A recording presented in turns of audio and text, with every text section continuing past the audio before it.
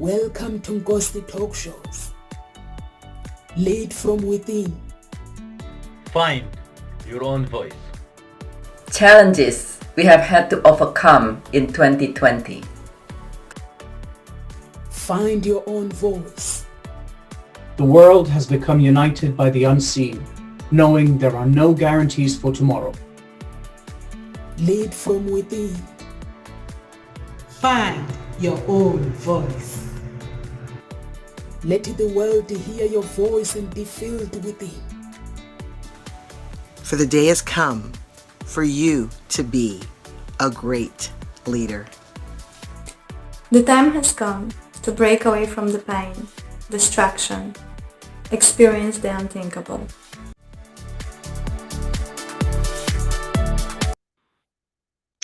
Let the world hear your voice and be filled within. Welcome to Ghost Talk Shows, everyone. If you are new to this channel, we talk about all subjects from all walks of life. And please follow us on our social media and subscribe to our channel. Over to you, Dr. Bickett. Please introduce yourself to our audience. Thank you, Numsa. Good morning, good afternoon, or evening, depending on where you are. So, do you have a story? Not like a storybook, but as a story, things that had happened in your life, and it's kind of like your story. And in general, we all have some form of story if you are an adult, and perhaps sometimes even if as when we are still as young as 17, 18 years old. And the question is, sometimes that story can hinder us. Sometimes the story can hinder us and kind of cause us to be trapped in it. Kind of, almost like Cinderella. Now, the question is, how can you have your story, the same story that you have, and you have that story to help empower you to help you become an even more successful persons, a hero, so to say, from the story that you have, and then move forward to create a story that you would love. And I'm Dr. Berjitan, Grief Transformation Specialist, and I'm here delighted and honored to be sharing with you how is it that even though we all have story, and some of them sounds like horror story, we can actually still use them and transform them into something that is, like they say it, you can have it a stumbling block or a stepping stone, and to create it to be your stepping or even jumping stone. Thank you so much. Thank you so much. Thank you so much, Dr. Bickett. So our topic today is how to become your own story, how to become the hero of your own story, awaken your higher mind. So basically, we all want to be who we want to become. And in order for you to do that, you're going to have to divorce your excuses. You're gonna have to divorce I'm not enough. You're gonna have to divorce all these bad habits that basically people make excuses using them. And we all, if like what Dr. Biggett has just said, we all have gone through something in life. But some people use that story to basically help others. So what story are you using? Are you writing regarding your life? Are you writing I'm not enough? Are you writing and being dragged down by those who actually hurt you back then? So what story are you writing? If you were hurt in the past, are you actually writing the process of your healing, how you were able to get out of that hurt, your marriage, your divorce, whatever that might be? We will come. I come from a basically, I had problems in the past when relationship. I had problems with my parents divorcing, all sorts of things that we go through in life. but I don't make an excuse. I use that to actually give me strength. And over to you, Dr. Biget. I would love to hear from you. What did you feel when you actually saw this topic?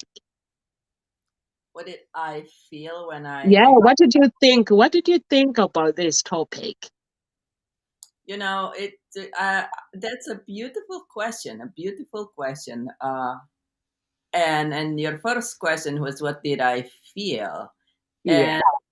And I love that because I actually wasn't wasn't even thinking about that until you asked right now. And then the interesting thing is, I feel when I saw this topic, I feel grateful. I feel grateful for two things or three things, I would say. I feel grateful that I have forgiven myself and everyone in my story. And I feel grateful for the journey, and for some people who heard my whole story from I was local to until very recently, they're like, oh gosh, my goodness.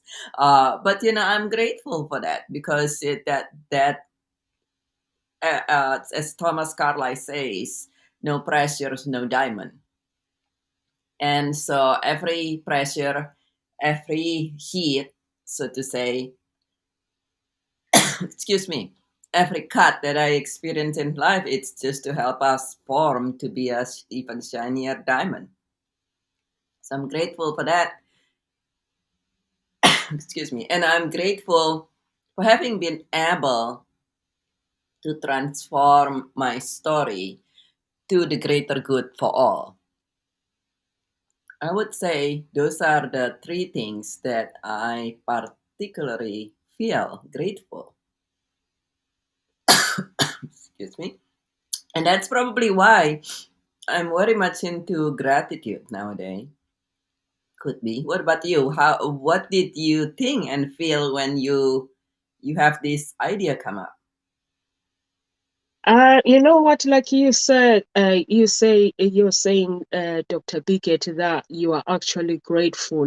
I was actually, when I chose this topic, basically I was like, there there are some challenges in my life that I have gone through, and I feel that if I didn't have this strength of going on and knowing that problems are part of the process, I would have joined the Feeling Sorry Club and just blaming other people, blaming my circumstances, and blaming basically the challenges that I have had to face in my life instead of working on overcoming them.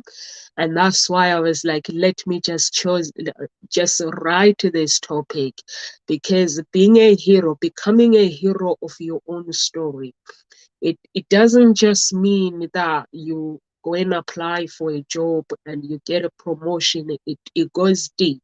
Or you start your own business and you become successful. It goes really, really deep. It requires you to really, really understand who you are as a person. What do you really want in life? And working on the things that you don't really want in your life. Some people work on the things that they want. They focus on the things that they want. They never focus on eliminating the things that they don't want in their lives. Because when you walk the path, there's gonna be people that are gonna enter your life. They're not gonna agree with the decisions that you're making. There's gonna be so many habits that are gonna be in your life that they're not going to take you to where you want to go. So it will be up to you, unapologetic, eliminating people that you know that they are not serving you. But I'm not saying go around and telling people you're not good enough. People, if somebody does not agree with the things that you do, you simply walk away and just love them from the distance, and knowing that when you do the right thing, they see that you do the right thing. they will follow you and start asking you and say, listen, I've seen how great you're becoming. Show me how you're doing it. How are you doing these things? Show me. I want to be great as well. So that is becoming a hero of your own story, not being arrogant, not having those ego, is going through the challenges and knowing how to come out of those challenges and being the main actor in your life and writing your own story and basically creating the activities that can help you moving forward. Like myself, I write my own story. Regardless of how challenges life can be, I know that it is part of it. Challenges are part of my life. And I know that if I keep going, if I fall down and keep going, I know that I'm going to get there. And I know that I will learn from those challenges. And that's how I write my own story and not basically showing people the things that I'm not. I am who I am and take me as I am.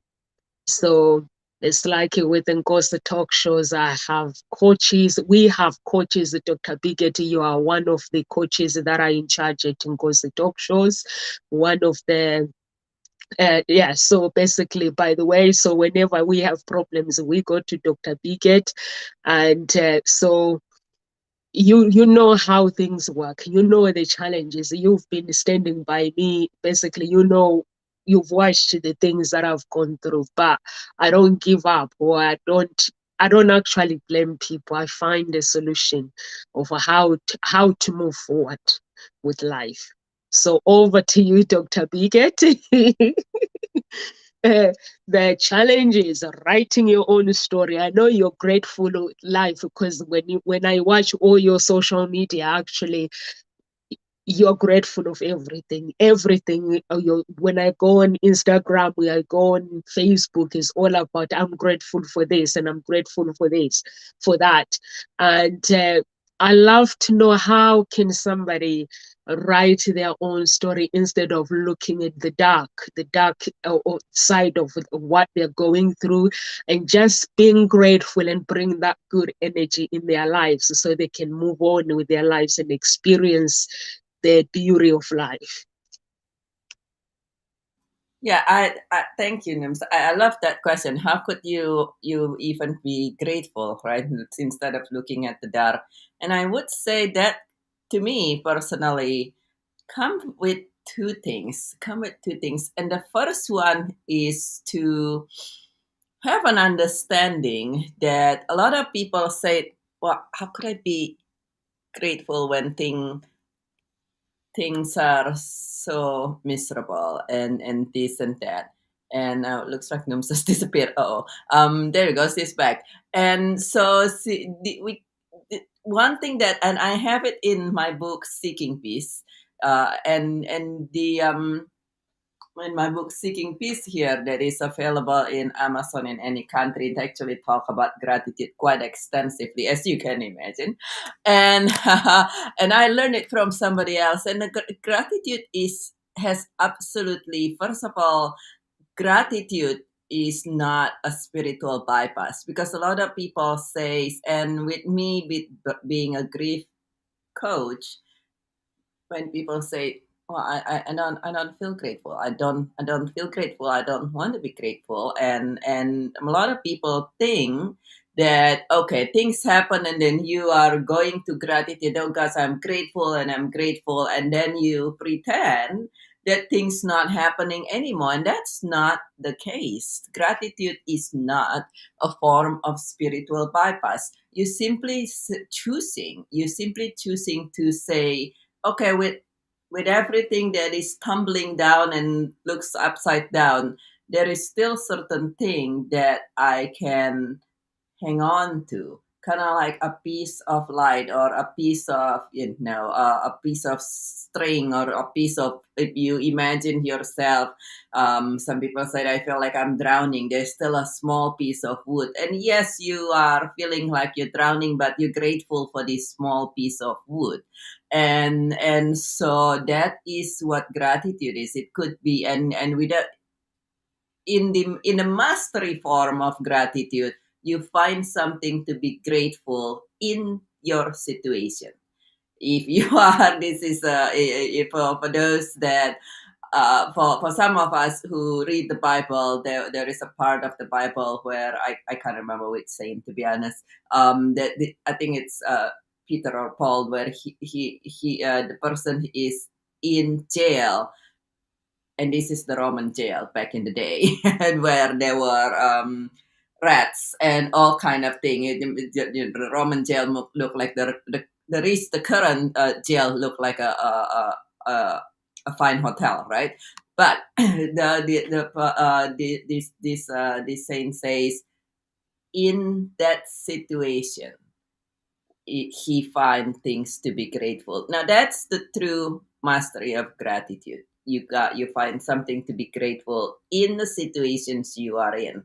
But even if you are not able to do that yet, and that comes with practice and usually with a lot of guidance at the beginning, if you're not able to do that yet, even if you just find something else to be grateful, if you have a lot of things going on in your life and you're able to find inspirational message online, then perhaps being grateful. I remember back in the day, it was early in my journey, and I wasn't definitely I wasn't anywhere close to being able to practice gratitude the way I was. And I came back really late from work. I used to work 70 hours and didn't even make that much money.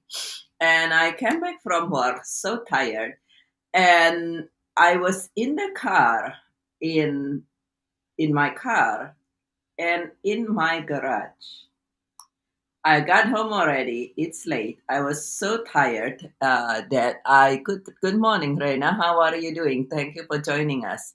We're talking about becoming a hero in your own story. Please do share if you have any thought and feedback on that. With me, I was in my car and I felt just tired of life. Have you ever feel that you're tired of being tired? I was tired of being tired. Oh However, yes. thing in life, you're like, I can't believe this. After like 15 things seemingly happen in less than a year or so, I was in my car and I didn't even want to go back in the house. At that time, I live with other people. I didn't live on my own, and I just like, I'm tired. I could barely stay awake. I was in my car and I did not want to go back in the house. It was one of those just situations. And pull out my cell phone and I couldn't even remember what. And there's like a notification. I think at that time I was looking a lot at Facebook or Pinterest just to try to find a glimpse of something. And I start seeing message that's rhyme with me and said, okay, you know what? I'm not alone in this. There are other people who have experienced this. And I remember vividly looking back. At some point, I was looking at those messages and I feel grateful.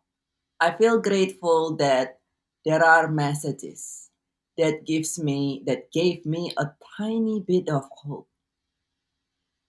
And then I read a message about something, I can't remember what anymore, but I read a message about something that I said, you know what? Okay, I'm gonna go in and just face life. and and take the next step. And at some point I said I choose to thrive instead of just survive. And that's actually take us to the second part of being able to be grateful in any circumstance, and that is to allow support, to allow mentor, to allow coaches. And Reina says it takes understanding and accepting how much you have to reprogram in your life. And also very important, don't listen to people who didn't achieve anything better than you. Do what your gut feelings tell you. And I would agree with that. I would say yes, it's definitely takes a lot of understanding and accepting that things that's we need to change. A lot of time it's not just outside circumstance that need to change, but it's also we need to change. So we need to reprogram ourselves. That is very true. Because it's if you want everything to change and you never change, and this is sometimes we see of people that says I'm sure you've seen this Numsa in your line of work as well, being a love harmonist, people that come and say, yep, I have tried, what relationship number 1 to number 25, and it's all the same result. And then you start saying, well, I'm not blaming, but in terms of, like Reina says, reprogramming, do you see one thing that's the common denominator in all of these 25 things? Perhaps it's you. So, and that's when you get really take into the second part of the reasons of how you can be grateful and change and reprogram is to allow support, because sometimes when you are in the picture, you cannot see the whole picture and you cannot see the mess that you already created sometimes. Even have you ever experienced that, Numsa, where you are in the picture and you just like I'm not sure what the heck happening, and somebody else gonna help you shine a light of an awareness, somebody else skillful and experienced. Yes, yes. Sometimes I agree with Reina as well. Sometimes when things are not working, you have to reprogram and rewrite your own story. You basically have to be honest with yourself and just look at the things, why things are not working, because things might not be working because maybe it's a program from your reprogram from your childhood attachment. Maybe it's the bad habit that basically that you have, or simply as the friend that you have around you. Your environment as well will play a very, very important part. If you really, really, like Irena is saying, if your relationship is not working, you need to basically have a coach, and you need to hang out with people that are going to encourage you to be positive, not to basically your relationship is not working and then you're backstabbing your spouse as well at the same time. And like saying, my relationship is not working because of him, he does this, or she does this, she does that. It takes two to tango, and if you have to first, you have to recognize your fault, your habit as well. So that's what people do when relationships are not working. You start blaming. Business is not working. You meet someone that are gonna take advantage of you when it comes to business. You just have to get up and basically do the things that keep writing your own story, regardless of the circumstances. The game of life, basically, if you want to win that game, you're gonna have to be somebody who knows how to play the game. The game involves losing, winning, losing, winning, people taking advantage of you, and you pick yourself up.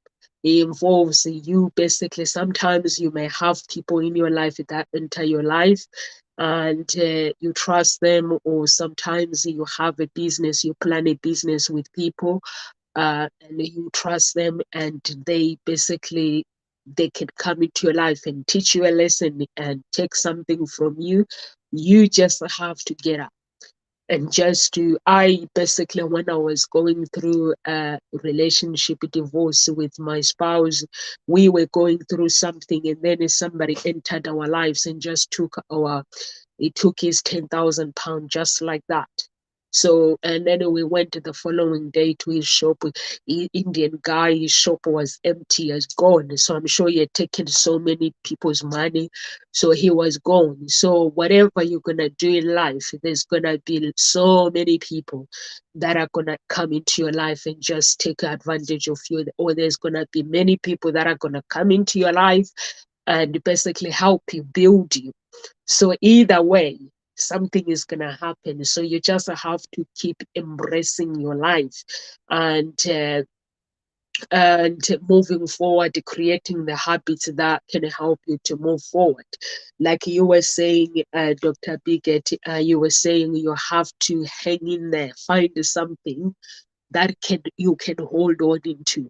For me, basically, I hold on to God. When things are not working in my life, I look at my children and I look at my life and I tell myself that I am breathing. If I'm breathing, that means God wants me to go on. So I basically have to go to the scriptures, and I will read the scripture that is going to motivate me, that is going to give me strength.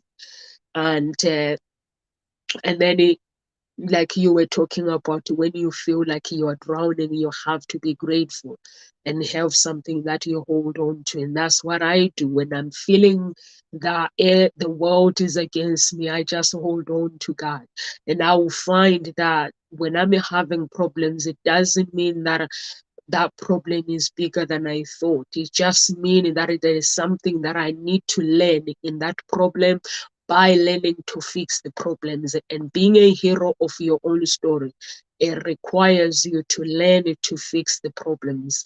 It requires you to learn to write your own story in a positive way.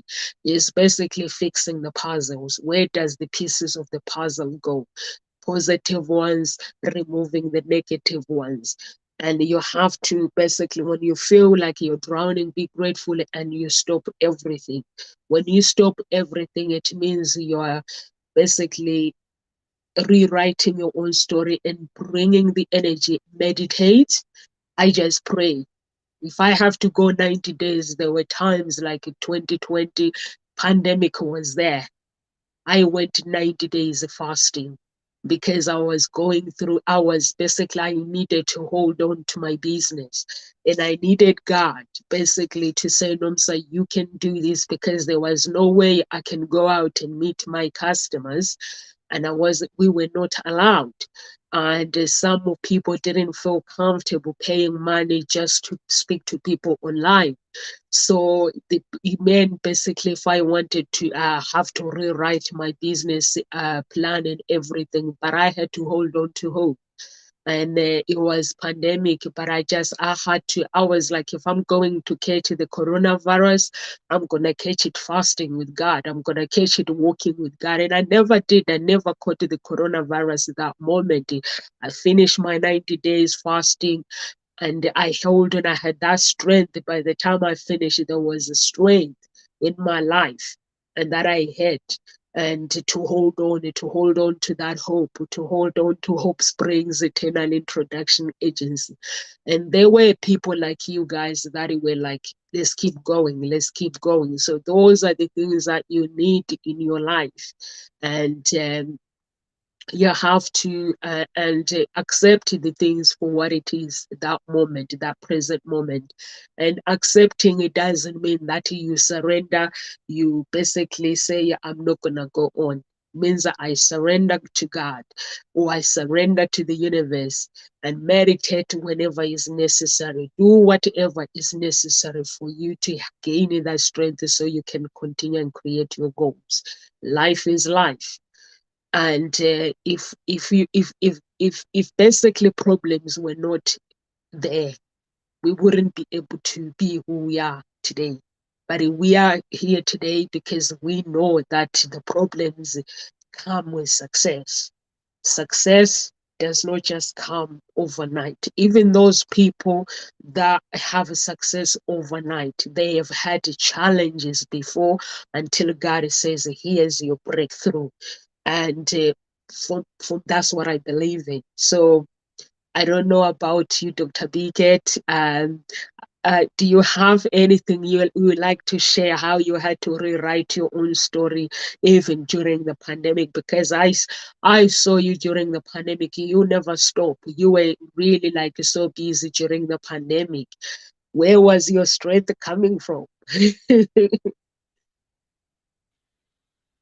That's beautiful questions. Where was my strength coming from? And I was quite busy. My during the pandemic, I was really busy, and that's because I was working as a coach, and at the same times, with everything and that was going on, I was pulled back into the hospital, and I would say, and this is something that a lot of time also, if you start feeling that you're like, oh God, there's no point in this anymore.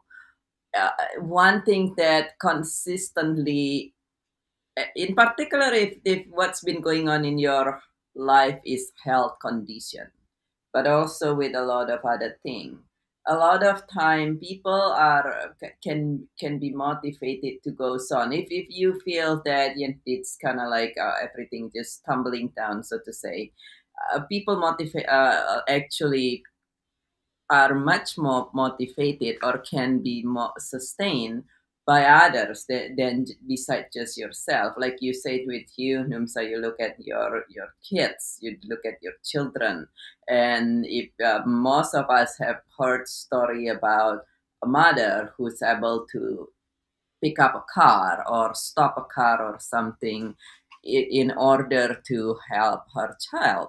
And in each and every one of us, we actually have that strength. For human, being social animal, I suppose, you actually typically cannot motivate yourself for yourself enough to do certain things that we would call outrageously amazing. But a lot of time you are able, if you really feel that this is just everything's just a mess and what have you, if you have somebody else that you have for you to go on, it's actually help you to go on. With me back in the day of the day, when I was going through things, it was in addition to myself, it's actually my parents. I'm the only child. And so my parents getting older, and I want somebody to be able to take care of them and being the only child. And yes, you can use it. And be with all honesty at the beginning, this is how I'm not only child. Oh my goodness. At the beginning, it was pity me. Oh my goodness, look at that. Now I have all these things going on in life and I have to take care of myself. I still have to take care of my parents and all these things. And we might go through that stage, and that's all right. That's human. And at the same time, at some point, I said, you know what? At the end of the day, and my coach helped me point this out to me. She said, okay, so you are choosing to be a victim, or you can say, it's like, Birgit, the truth is, you don't have to take care of your parents. The truth is, you could walk out. You could just not do that, or are you choosing to take care of your parents? And that's when I got a wake up call and I said, I choose. I do want to take care of them. And so I choose to thrive so they too can thrive, not just survive if I thrive. And that is something to find something outside yourself that can help you go on.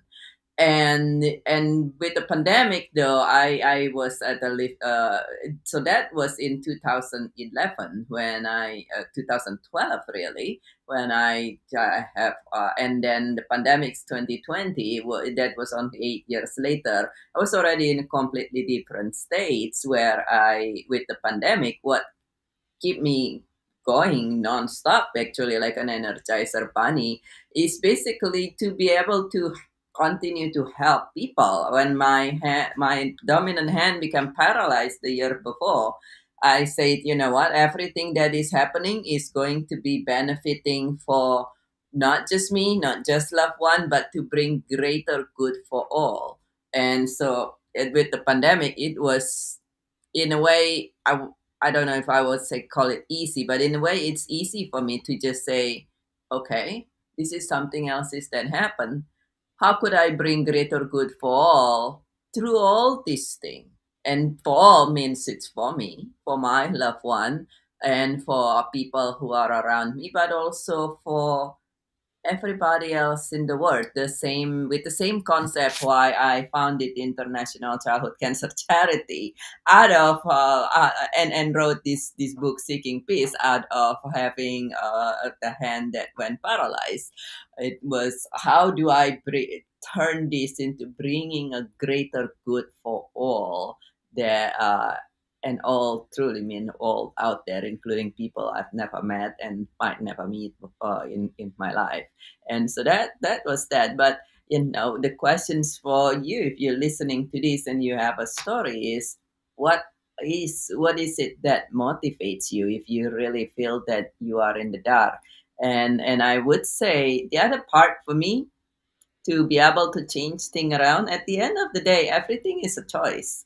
Kind of like the way was with my coach back in the day. I'm so grateful for her back in when she said, you can choose to be a victim, to be a martyr, or you can say, okay, I actually choosing this, and I want to do this, and I'm going to do this. And looking back, it was fascinating. I mentioned this briefly just now, that I was living with other people and all this thing. Then I keep saying, "There's no way." I mean, can you see? Can't you see? Yes, I would love to be out of here, but I mean, do you know how much? I mean, it is Los Angeles. Do you know how much it's gonna cost?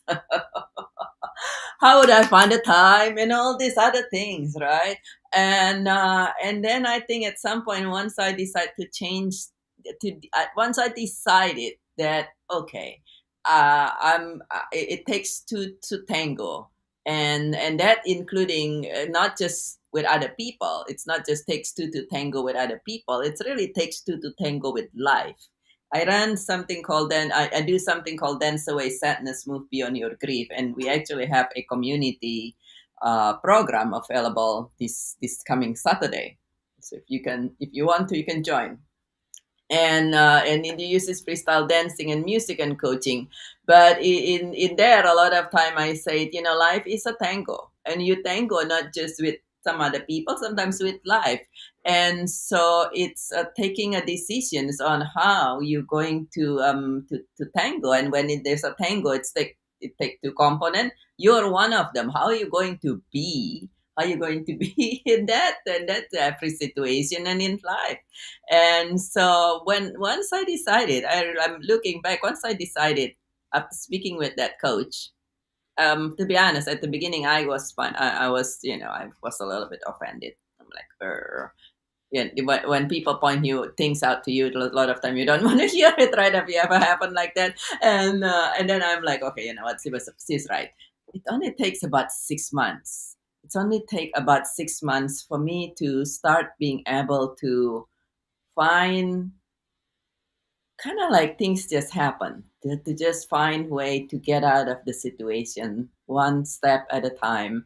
And within less than a year, even the coach was amazed. She was like, oh my god, it was only like this time before, when you said it's impossible this and impossible that, and now you have your own home, and now you are able to do this. And so what is your decisions? It's a matter of decisions. What is your decisions on your life?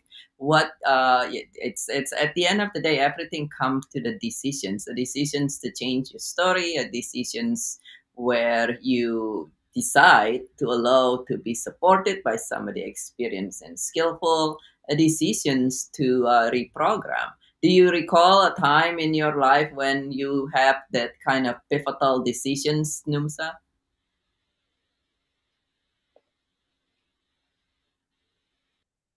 So many times where I've had to make some choices in life, and sometimes you don't want to hear those decisions when you're about to make a decision. Sometimes the path that you'll be about to take, you don't want to hear it, because you wish in your heart that it could be something different, but then you realize actually it has to be done.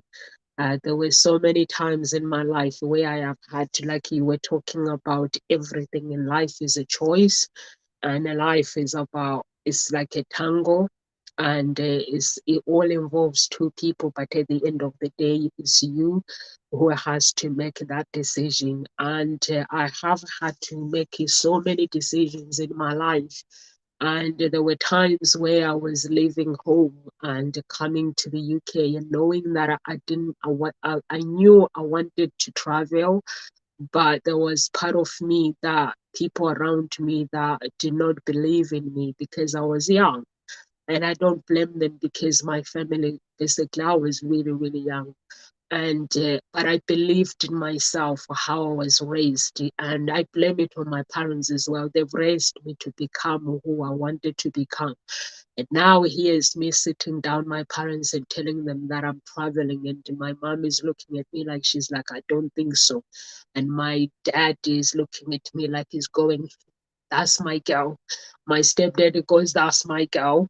And my stepmom, she was away. And when I made that choice and I come here, and I knew that I was on my own, but I created my own family, my own friends.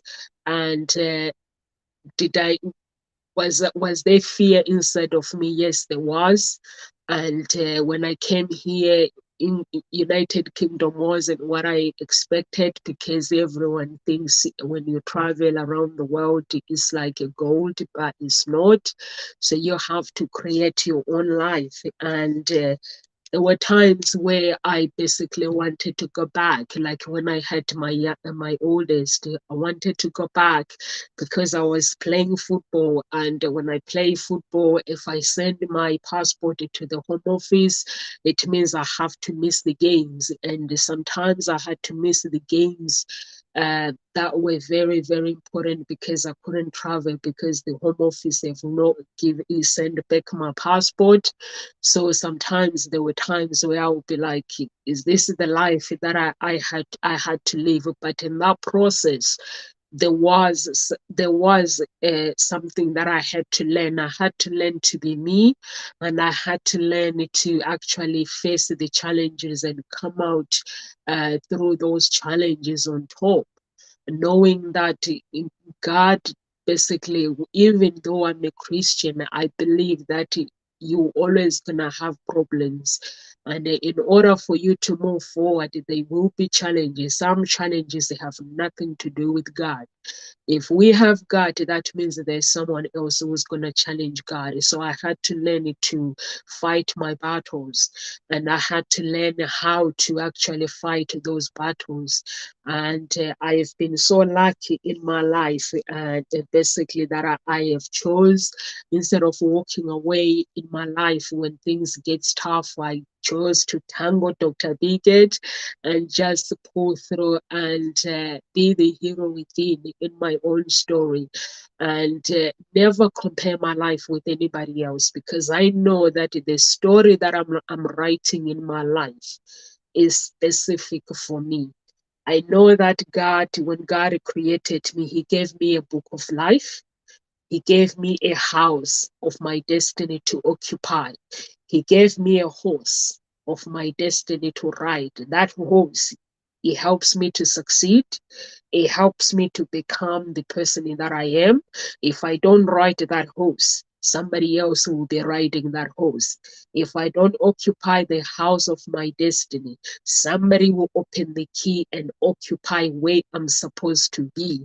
So I am aware that if I cannot fight my battles, that means somebody will fight my battles and occupy where I've meant to be. Somebody will ride my horse of success, and I cannot let that happen. I have to keep asking God. And when you ask God, it's like, oh, ask the universe. Me, I ask God if when things don't go the way I want. And basically to occupy my destiny. I know when my book of life was written just before I was born by God, I know there are no problems. There's success, there's beauty.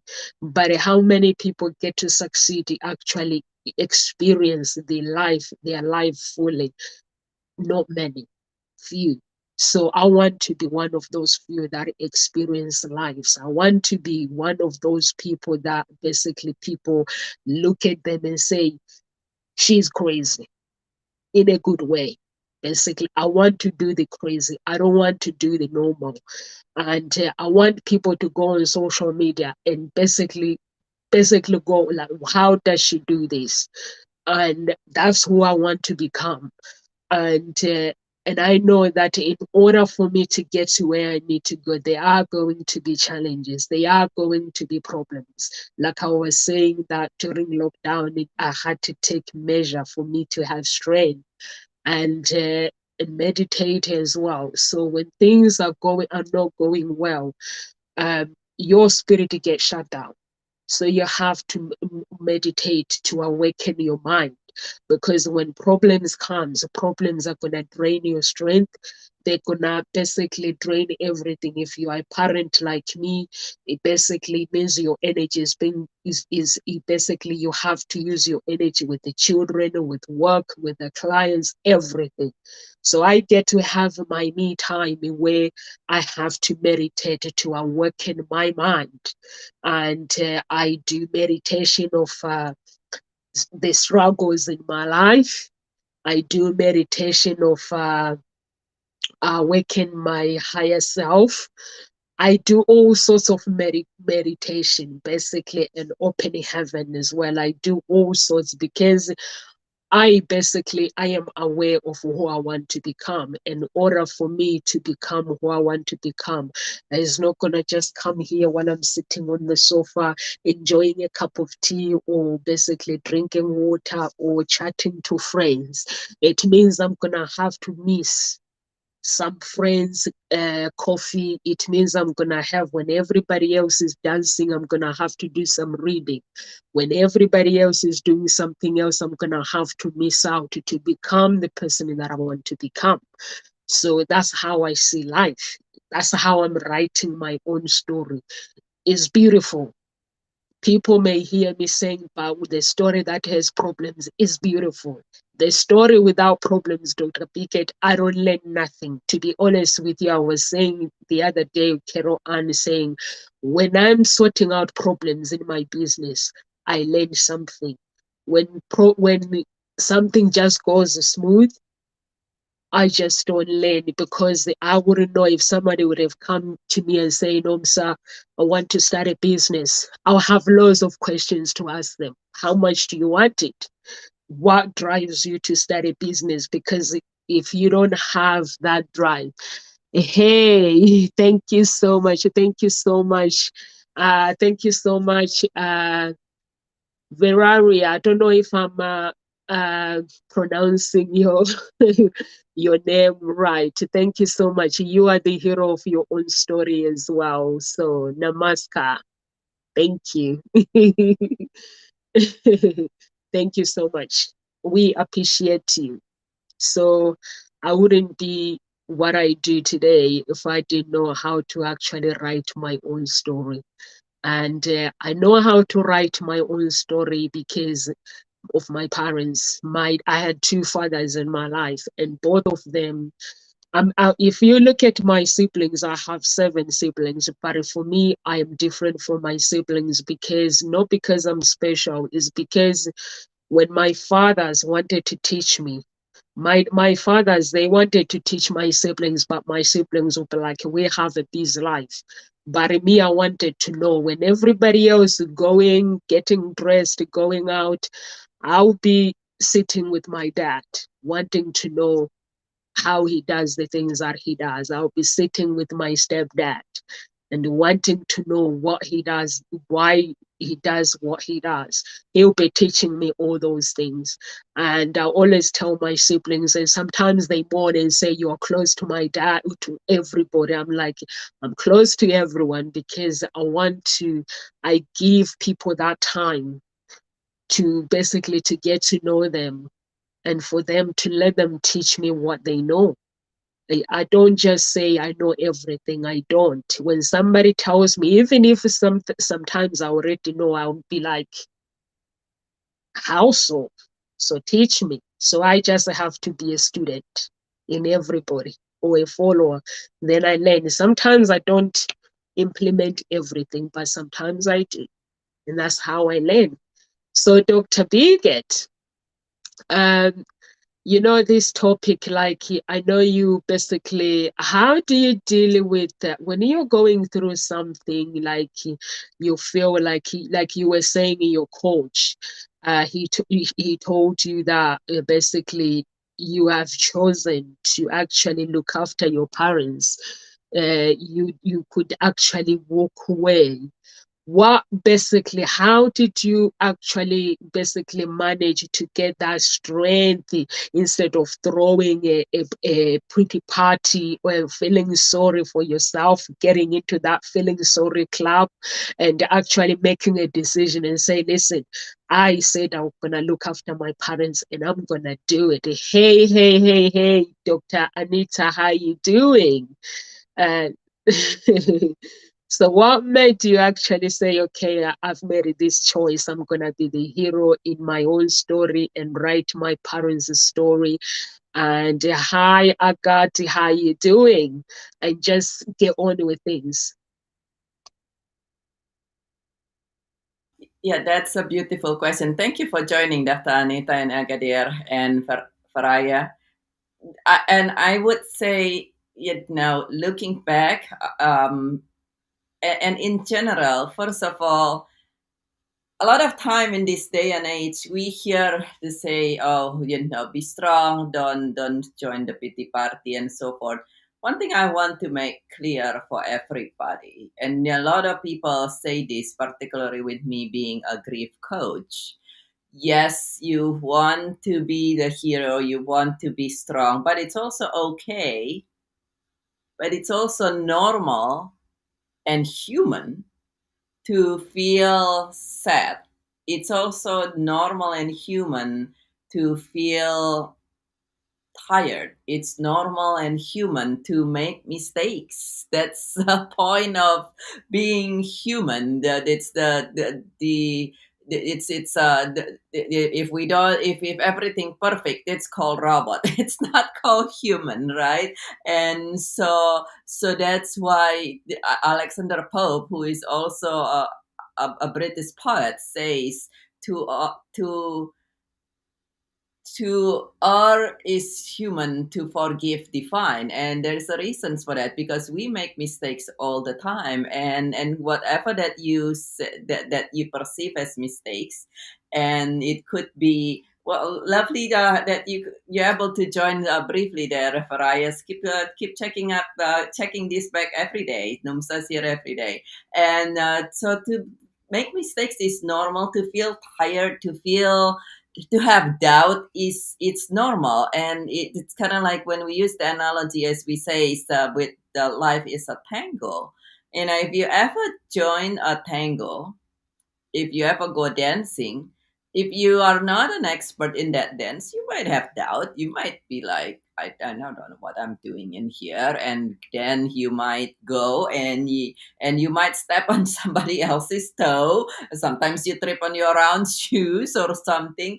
And that is normal and natural. And it's also normal and natural to kind of feel clumsy or feel what have you that you feel. So those are all normal and natural. Now, of course, back to the point of, well, you don't choose to stop there. You don't choose to say, oh, that's something that, okay, I'm not just not going to do it anymore. And how do you get that strength? It's back to love, and it is back to love. And you mentioned, my coach say you could walk away, and then it's back to, what is it that you truly love? What is it that you truly, who are you? Back to being who are you? And that's very important. When you're rewriting your own story, you can write that story into anything that you want to. And so why not write that story into what do you love?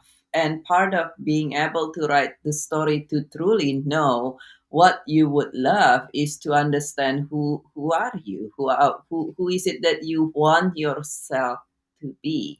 Part of my story is, it's interesting. I used to be quite an introverted. In other words, back in 2010, 11, I would not even dream to be in front of a camera talking, never mind being a talk show and all this other thing, right? A speaker was not even in a remote idea. I'll be like, what? Camera? No. If you speak with me, I was so introverted, I would not even really look at you. And I decided that that's not the story that I want anymore. And why? Because of love. At the end of the day, something that you really, really love, and particularly something you really, really love outside of yourself, it will help you change. So the question is, what is it that you love about that you would want? What is your heart calling you? And you want to do this not comparing to other people, but truly actually looking in the back to the analogy of the tango of dancing. Imagine now that you go on a dance class even. Yes, if it is a dance class, if you have a coach, a mentor, or something, you can look at that person. Just like if you are in a group dance, if you ever been to aerobic dance, or I used to do Zumba for quite a few years. I used to do the dance called Zumba. Now, yes, in that situations, you do look at the teacher for directions. But beside that, you're not looking at everybody else's. What's this person doing? What's that person doing? Oh, this what's that one doing? If you do that, you're not going to be dancing very well. I can promise you that, because you're trying to follow the teacher and looking at everybody else. Oh, well, I'm not, and then we like to, being human, we do compare ourselves. And that will be a kind of like when you're dancing, you're like, what's that one doing? Oh, how am I comparing to that? Oh, what's that one doing? First, you're gonna lose track on your teachers to even start with if you're following somebody. And if you're dancing even without a teacher, if you just looking at everybody else, it will dampen yourself, and you no longer be dancing your rhythm. You no longer be dancing your move. So don't compare to other people. Dance as if nobody's looking, which is something I always say with Dance Away Sadness.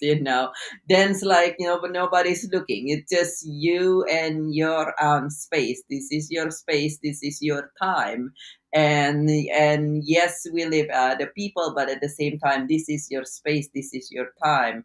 And it's up to you to say, what do I love? What would I love from now on? And what is love? What's my heart telling me to do? What's love telling me to do? And then choose to follow that. If you don't know how, then allow skillful, specialized support, because that's what's the point of being able to allowing ourselves to give ourselves and our loved one the support, and then to just do one step at a time, knowing that this is your space, this is your time, and you can choose to create it the whichever way that you would want, I would say. Thank you so much, Dr. Biget. We are running out of time, and I love that when you say you have to be dance your own rhythm.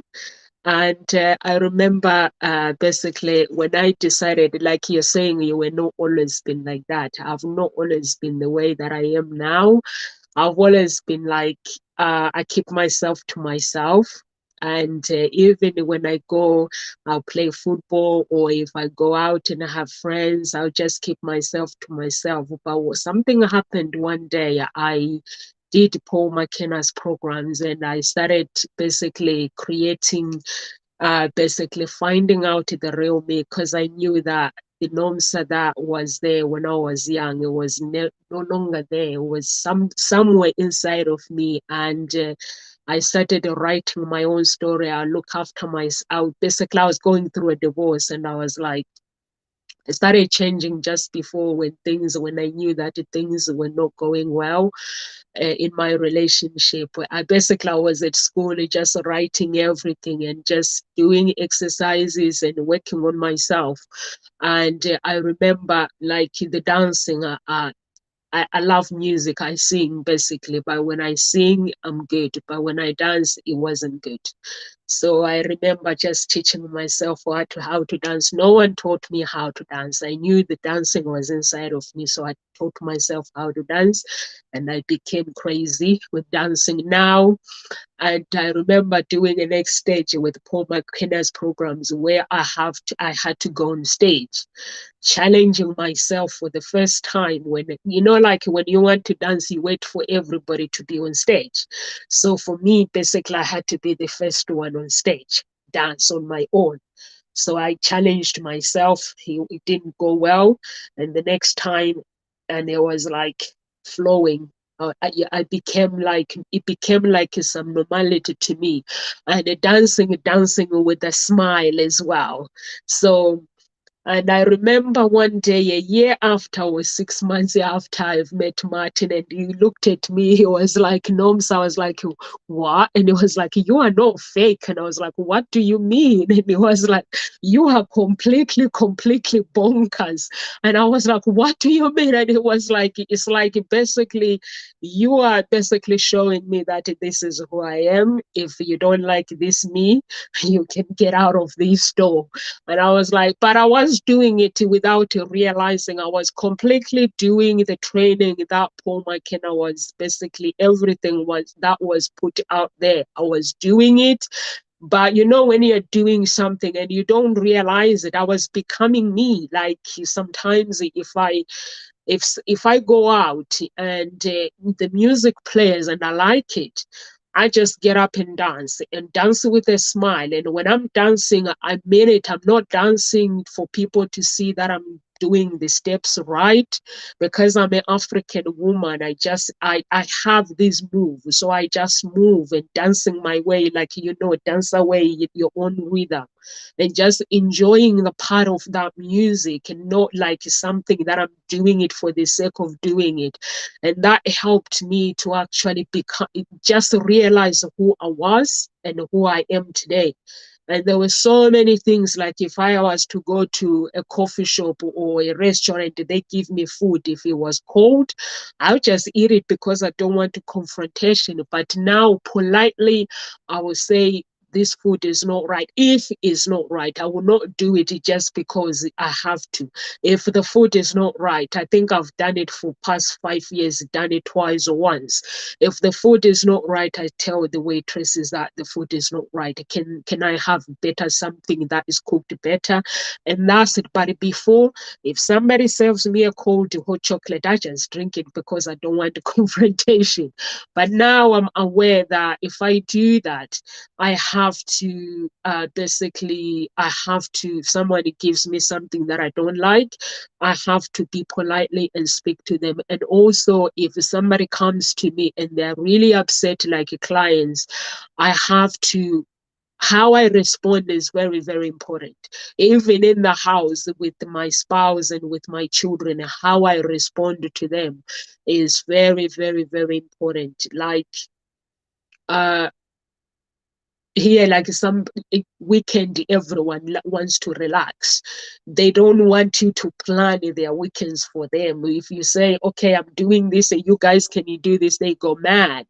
So I have to make sure that if there are some things that needs to be done, I have to politely and raise the awareness of, guys, you're gonna have to do this or I'm not around, so that they are aware. So those are the things that I had to learn to actually write my own story, and also be aware of people around me, that how I'm writing my own story, it might not fit into their own story.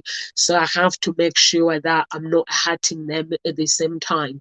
And that just helps. If you are not fake, it's like at Ngozi talk shows. It's like you guys, we're family. We help each other out, and that's what life is about.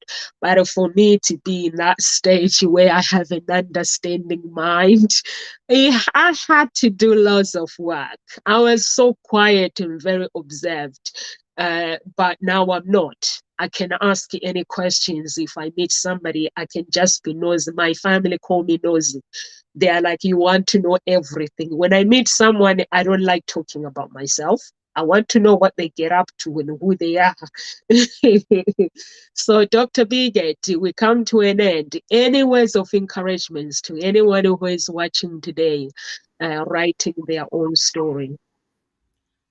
Yeah, definitely. I would say, if you've been facing a story that has been in your life and you would love for it to be differently, again, it's completely everything, as we've been saying, completely everything is up to you. You got to make the choice. But if, let's say, you say I want things to be different, and you choose and decide that you want things to be different.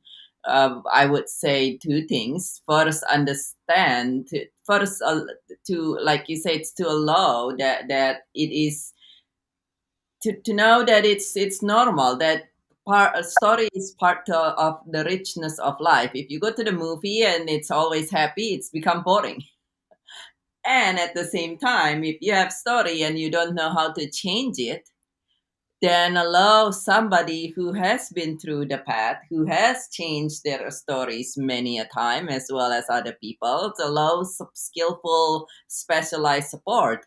Allow a mentor, allow a coach, and that's because no, if you don't know how to change it yourself and if you have not changed it by now, then chances is you're not going to do it effectively and efficiently and quickly and make it a fun journey instead of continuing to be a miserable protracted one.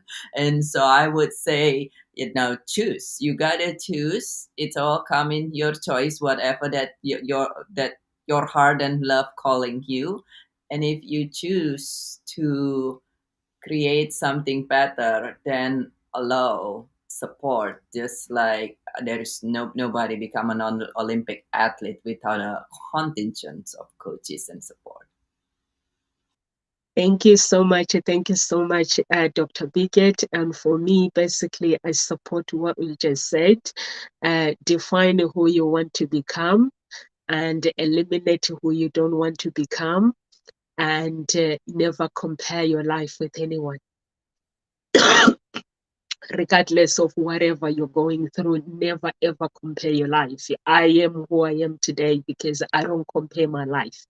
You have your book of life, your destiny, your horse of success, and the house of your success. So you don't need to compare your life with Nomsa because we all different. So just lead your life. Do you. If the problems comes, get Nomsa in to help you, but never compare your life with anyone. And embrace who you're becoming. Embrace the pain. When you go through pain, embrace it and just know that everything is gonna be okay. Live with grace, everyone. We are here at Ngozi Talk Shows. Please follow us on our social media. If you want to connect with any of our speakers, please do get in touch on our website or on social media, and subscribe on our YouTube channel, please. And we are here Monday to Friday, 1 p.m. UK time. And if you want to get in touch with Dr. Biggett, Dr. Biggett is a grief coach. She is a grieving coach. So please do get in touch. If you are looking for love, go to Hope Springs Eternal Introduction Agency, sign up, and we'll get back to you. And live with grace, and God bless.